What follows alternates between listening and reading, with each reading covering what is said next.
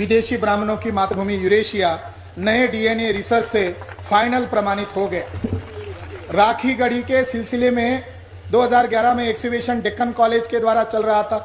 उसका हेड वसंत शिंदे इनके नेतृत्व में चल रहा था। उनके साथ दुनिया के 16 देश के एक्सपर्ट लोगों ने इसके ऊपर काम किया।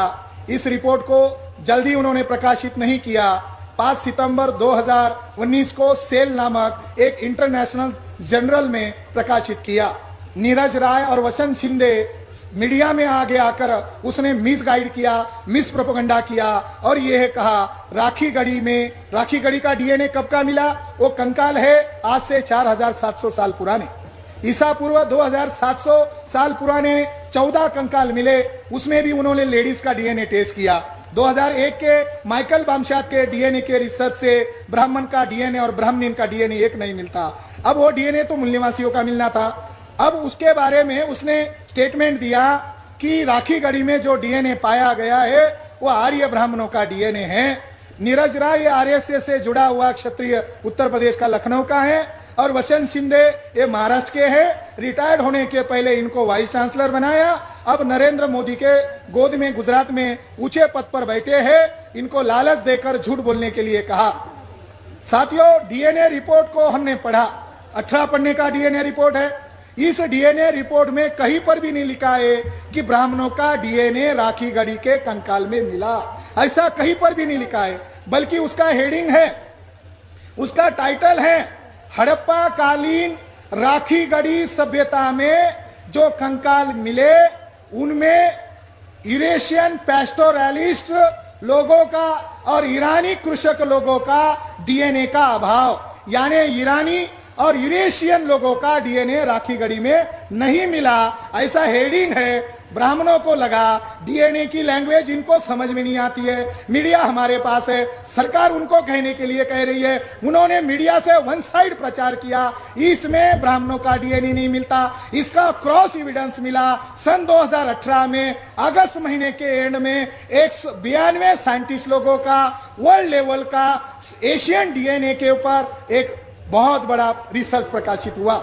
एशियन डीएनए साइंस के ऊपर 2018 में अगस्त महीने में यह रिपोर्ट प्रकाशित हुआ। ब्राह्मणों ने, वर्ल्ड में बैठे हुए ब्राह्मणों ने आक्षेप किया, क्योंकि उस रिपोर्ट में यह कहा था ब्राह्मणों का भारत में आने का तारीख कौन सा है। उन्होंने प्रूव किया, जगह जगह पर जो उनको हड्डियां मिली उसके अवशेष पर उन्होंने प्रूव किया ब्राह्मणों का भारत में आने का एग्जैक्ट पीरियड है ईसा पूर्व 2000 से लेकर 1700 की इसी सन में वो भारत में आक्रमण किया। यह रिपोर्ट क्रॉस हो गया। ब्राह्मण ने उसको अपोज किया। अपोज के लिए दलील नहीं था, केवल एक ही दलील था। क्या दलील था? कि तज्ञ लोगों से इन्होंने वेरीफाई नहीं किया। उसमें रीस डेविड नाम का इंटरनेशनल साइंटिस्ट था, उसको गुस्सा आया। उसने दुनिया के और 25 साइंटिस्ट की लिस्ट और जोड़ दी, 117 लोगों की टीम बनाई और उसमें मसला जोड़ दिया। जिस दिन राखी गढ़ी का डीएनए प्रकाशित हुआ उसी दिन ये सेल से भी बड़ा मैगजीन है, जनरल है, उसका नाम है द साइंस। एक ही दिन में 2 डीएनए रिपोर्ट प्रकाशित हुए और उस रिपोर्ट में ये कहा है, क्या कहा है? ब्राह्मणों का भारत में आने का पीरियड ईसा पूर्व 2री शताब्दी 2000 में वो आए।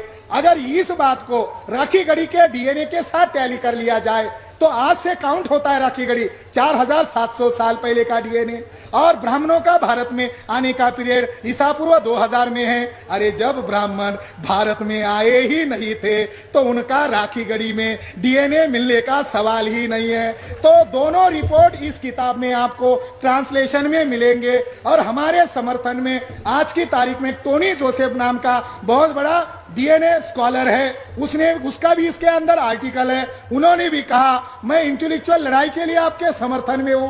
आप ब्राह्मणों को जितना विदेशी को कहो, हम दुनिया में इसका प्रोपेगेंडा करेंगे।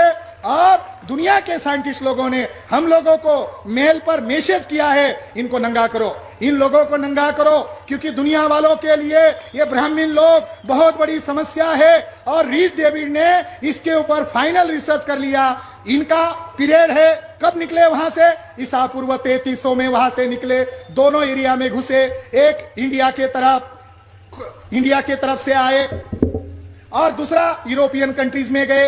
यूरोपियन कंट्रीज में एक कल्चर बढ़ रहा था 5000 साल पहले, उस कल्चर का नाम है स्टोन हेंगे। स्टोन हेंगे कल्चर को इन ब्राह्मणों की प्रजाति का साइंस लोगों ने नाम ढूंढा है। ब्राह्मणों का ओरिजिनल नाम है यामनिया। यामनिया प्रजाति के लोगों ने यूरोप में जो कल्चर डेवलप हुआ था स्टोन हेंगे, इसको नष्ट किया और वहां के पुरुषों का कत्लेआम किया।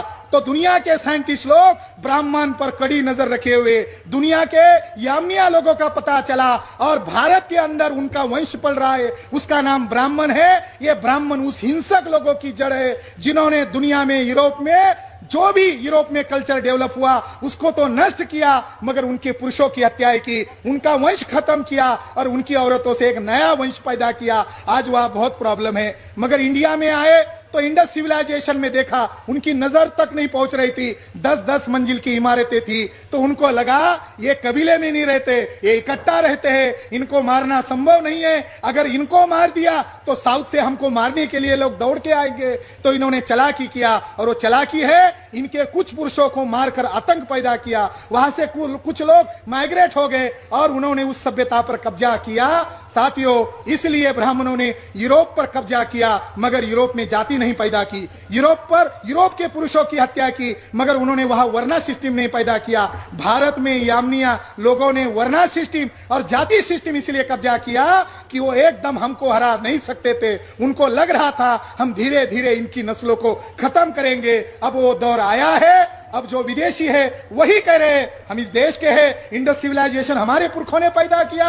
ये मनगढ़ंत बातें हैं और हम लोगों ने वसंत सिंधे को लीगल नोटिस भेजकर सबूत लेकर आने को कहा। लिखा बताओ कहां पर लिखा हुआ है। और उनकी ये बात भी हमने इस किताब से हवा में उड़ा दी कि आर्य लोग यही कहते, यही से बाहर गए और बाहर से बाद में यहां आए। उनका तर्क चलने वाला नहीं है, क्योंकि दुनिया के साइंटिस्ट लोग मूल निवासी बहुजनों के समर्थन में है। वो शिलालेख को तोड़ सकते हैं, वो गुफाओं को तोड़ सकते हैं, वो लिखित किताबों को जलाकर झूठा इतिहास लिख सकते हैं, मगर हमारा डीएनए खराब नहीं कर सकते। साथियों, एक खास बात आपको बताता हूं, इनका डीएनए यूरेशिया में मिला, मगर इनकी औरतों का डीएनए यूरेशिया में नहीं मिला। उनका डीएनए हमारे साथ मिला। इसलिए ब्राह्मण उनकी औरतों से भी अभी परेशान है, क्योंकि उनकी औरतों के कारण उनकी चोरी पकड़ में आ गई। इसलिए भविष्य में एक बड़ा आंदोलन होगा और माननीय मेश्राम साहब शायद उसकी वजह तो दामाद बनाने की वजह तो आधुनिक भारत में वही है, बाबा साहब अंबेडकर का खून ब्राह्मणों ने किया। इस रहस्य को छुपाने के लिए ब्राह्मणों ने हमारे लोगों को, नेतागिरी करने वाले लोगों को लड़कियां दिया। ये बात मुजुमदार नामक सविताबाई का जो ब्राह्मण पिट्टू था उसने मुझे रिकॉर्ड में बताई है। ये बात है। साथियों, डीएनए से प्रमाणित हो गया ब्राह्मण विदेशी है और 1818 को लड़ने वाले लोगों का दुश्मन एक था, वो भी विदेशी था। और आज हमारे सामने भी जो दुश्मन है वही है, मगर उसका चरित्र हिंसक है, उसका चरित्र युक्तिवाद नीतिमत्ता नहीं है, वो कैरेक्टर से हिंसक है। ये बात 200 साल पहली याद को रखकर उन्होंने किया, आज भी वो हिंसा कर रहे हैं। इसलिए मैं आज के ऐतिहासिक मौके पर राष्ट्रीय अध्यक्ष से कर जोड़कर विनती करना चाहता हूं, इन हिंसक ब्राह्मणों का हमको कैसे मुकाबला करना चाहिए, आप कोई तरकीब बताएं। धन्यवाद।